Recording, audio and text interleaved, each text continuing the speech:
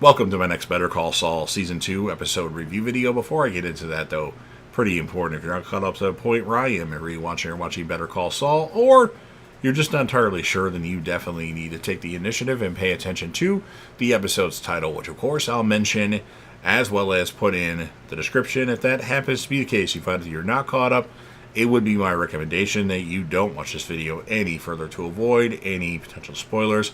For all of you that are wondering, I've already seen Better Call Saul all the way through at least one time. In fact, I actually did episode review videos of Season 6 of Better Call Saul.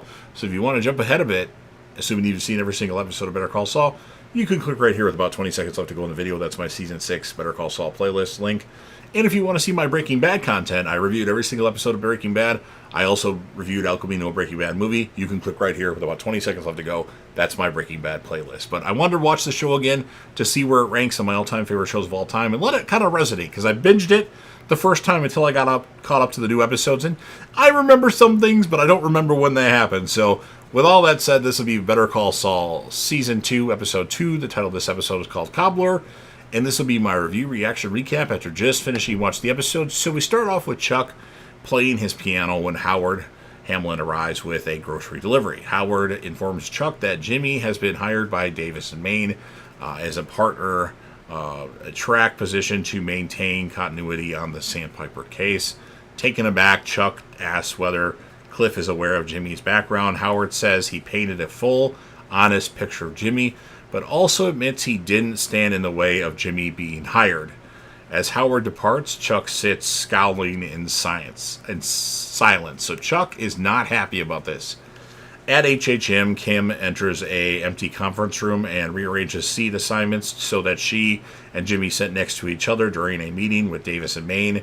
During the meeting, Kim tries to sneak a game of footsie under the table. Afterwards, they share a cigarette in the parking garage. Jimmy suggests he might buy a house between Albuquerque and Santa Fe, and they playfully daydream about the Madrid possibilities together. Before he leaves, Kim must give him a travel mug that she has jokingly adjusted to read "World's Second Best Lawyer."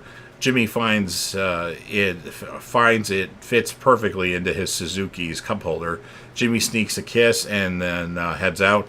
Outside the nail salon, Jimmy watches a tow truck haul away the Suzuki. Grinning, he stoles over his company car, a new Mercedes-Benz, with after a frosty goodbye with Mrs. Wynn, he settles into the driver's seat, admiring the luxury vehicle's interior. However, he finds that Kim's mug doesn't fit into the cup holder. Meanwhile, Mike is working at the toll booth when Daniel rolls up in his Hummer, or Price. When Mike asks what he's doing, Daniel explains that he has an appointment with the police after his house was broken into, and the detectives want to follow up with him about a few details. Remember, he wants his baseball cards.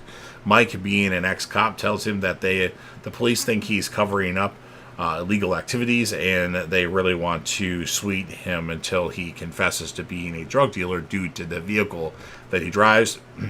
And Daniel refuses to return home as he's too sentimentally attached to his baseball card collection to abandon the search. Seeing that he won't be swayed, Mike offers to find the cards himself.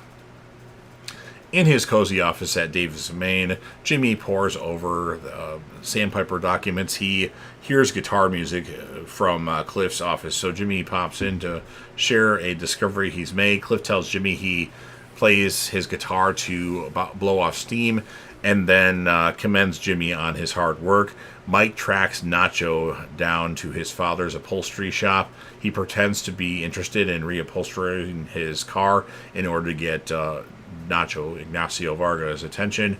When they're alone, Mike tells him that he knows about his burglary of Price, or Daniel, his house. Nacho shrugs it off until Mike threatens to reveal that his dealings with Daniel to Tuco Salamanca, who will react badly to breaches in loyalty. Yeah, you don't want to piss Tuco off. Seeing that he's shaken Nacho's confidence, Mike proposes an alternative plan that will leave both Nacho and Daniel satisfied. When Ernesto drops off groceries at Chuck's house, he finds Chuck putting on his space blanket-lined jacket, ready to venture out. Meanwhile, at an abandoned power plant, Daniel hands Nacho the keys to his Hummer in exchange for the stolen baseball cards. Daniel is devastated to discover that Nacho plans to send his car directly to a chop shop, but is relieved to find his card collection in good order. Nacho hands $10,000 to Mike, unceremoniously concluding his business arrangement with Daniel. As they prepare to head back to Albuquerque, Daniel gets a call from the police. Representatives from Davis and Maine and HHM meet again to confer on the Sandpiper case. Jimmy begins to report on his client outreach efforts, but his self-assurance shatters when Chuck enters the room. After Kim supportedly squeezes his leg under the table, Jimmy rallies. Afterwards, Jimmy tries to leave without acknowledging Chuck, but his brother stops him. Quietly fuming, Jimmy asks why he felt the need to attend the meeting. And then, to bear witness, Chuck responds. Jimmy is contacted by Mike, who offers him a job. If he was still morally flexible, Jimmy takes it. At the police station, Jimmy accompanies Daniel to an interrogation room. Daniel nervously explains to the two detectives that he no longer needs their help, having used a private investigator to track down his baseball cards. When the skeptical detectives press for more details, he begins to flunder. Jimmy cuts him off and suggests to get a little air. Sitting alone with the detectives, he acknowledges the hiding space between Daniel's baseboards that have made them suspicious. Jimmy claims it was used to store Crybaby Squat Cobbler fetish videos for an art patron who stole them and the baseball cards after a falling out. According to Jimmy, the art patron has returned all the stolen property, and Daniel does not wish to press charges. At the obscurity of the story, the detectives accept it.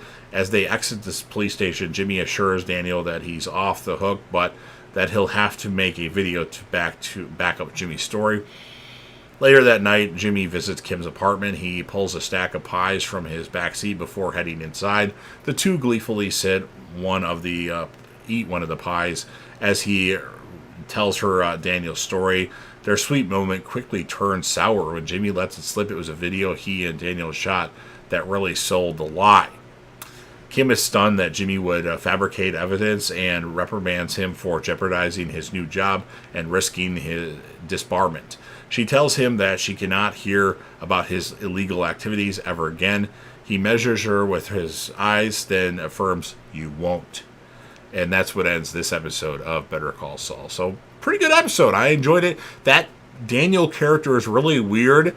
I just want my baseball cards. He's just weird and interesting, but I like the episode. It was fun. It's good to see more of Kim and not just at an HHM or the nail salon. So I'm going to give this episode an 8.6 out of 10.